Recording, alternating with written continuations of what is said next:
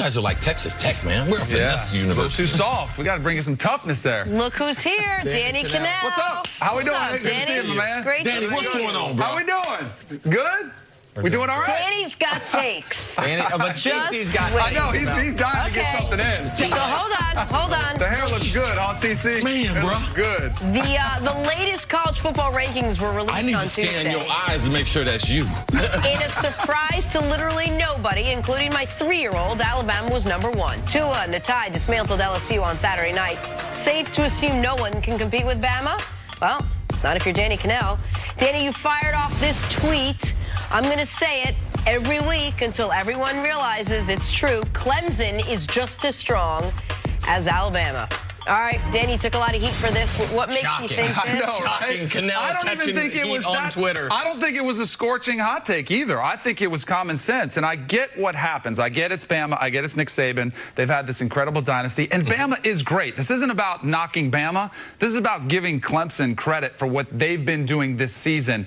I look at their defense. I think their defense is better than Alabama's. And I think their offense is just as good, specifically since they made one change at quarterback to Trevor Lawrence. And Trevor Lawrence, since he's taken over, got knocked out of the Syracuse game, which should be a concern because he did get hurt in that game, and they should have lost that game, to be honest with you. They had their backup. That was the week Kelly Bryant lost. But since then, they scored 63, 49, 59, and 77 points this last weekend. This offense is as good as it gets. I wouldn't say their offense is as good as Bama's just yet, but I think if you look at the entirety of the teams, they're right there. And if you said, I think Vegas has them about an 8-point favorite, Bama would be. So clearly, Bama is slightly better than them. But do you know what the spread was when Deshaun Watson beat them in the national championship game? It was a touchdown. Yeah, right around 7.5, 8. So I don't think it's crazy to say that Clemson is right there with Bama. Danny, I don't believe all your analysis is based on this year. You broke down the team this year, the quarterback, the controversy there, the defense, how good they are compared to Alabama. But I think, and this is without talking to you, I think some of this has to do with Dabo Swinney, how you've seen this program put together, the type of speed that they have, and they have faced Bama. Yes. And when you face Bama, it's totally different than someone like Michigan going to face Bama, Notre Dame facing Bama, or even Ohio State, because it's been some years since they defeated Alabama. Is that correct? Yes, for sure. And I think there's also something to the fact they have 3 first-rounders on this defensive front. And they could have gone pro last year. And I don't know if you remember the narrative, CC. I bet you do, and I bet you do too. I bet you guys do too. Last year, Bama wanted revenge, and they had this mindset of we're going to get revenge. Cleveland Farrell, Christian Wilkins, these first-rounders, they could have gone. They came back, and they've had Bama circled on their schedule saying, we want to finish something with something special. They came back on a purpose, on a mission, and that's one thing that I think is being completely slept on. And if you're Dabo and you're Clemson, you're saying, go ahead, everybody talk about Bama, talk about it, and they'll try to get that number, that 4th matchup in 4 years, which I think college football desperately needs to finish this season because it's been a little bit, you know, Bama's dominance has been such a part of the story, but I would love to see, I think it'd be great for college football. I hope you're correct. I began the year talking about how Clemson has potentially 3 top 10 picks on their defensive line. And I don't know if it'll play out like that, but I thought they were overwhelming in that area. I thought Kelly Bryant was going to remain their quarterback. I didn't see the quarterback change coming. It looks like they've gotten better in that spot. But they have played them the last 3 years. But they've never played them where they've got a court where Clemson is at the quarterback disadvantage.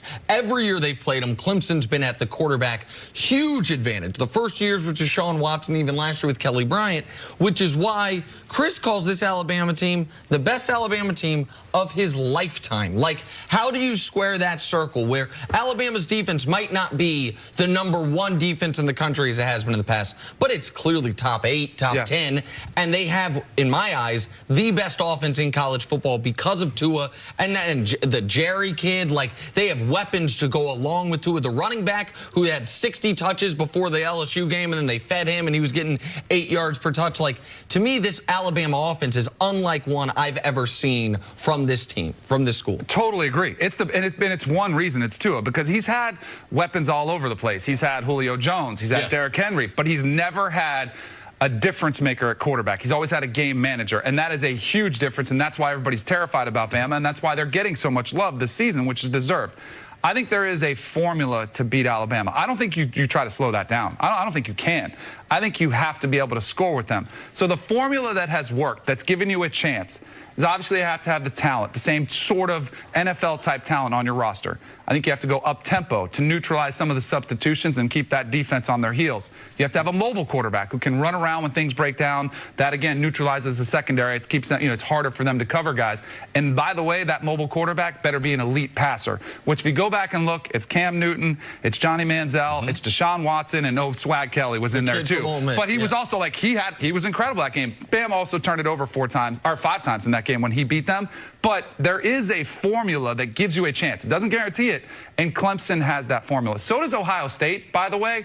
But as you're talking about, I don't know if they just don't have that mental edge, and they have a bigger problem in getting to the playoff this season. Yeah, I wouldn't bet on Ohio State. No, I wouldn't either. I don't think physically they're tough enough, and I believe they got some other things going on behind the scene that would prevent them from being in that elite category. The one thing that I like, and I do believe this is Alabama's best team that I've ever seen.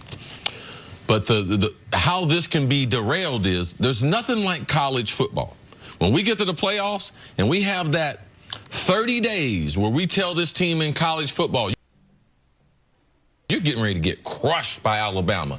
And we have seen some of our greatest bowl games or where we don't have a chance, where you have a touchdown favorite. And that's the one hope I'm holding out for in college. Yeah. These young kids respond to the fact of, I might get embarrassed. Georgia did it last year. We have seen it year after year. So, yes, it's not like the NFL. It's not like the NBA. And you have a one game in that where you can get upset, and these kids are told week after 3 or 4 weeks, man, you are not good. You're going to get embarrassed. We have seen tremendous upsets happen. Everyone remembers, I mean, what I believe to be the greatest college football game of my lifetime, USC Texas.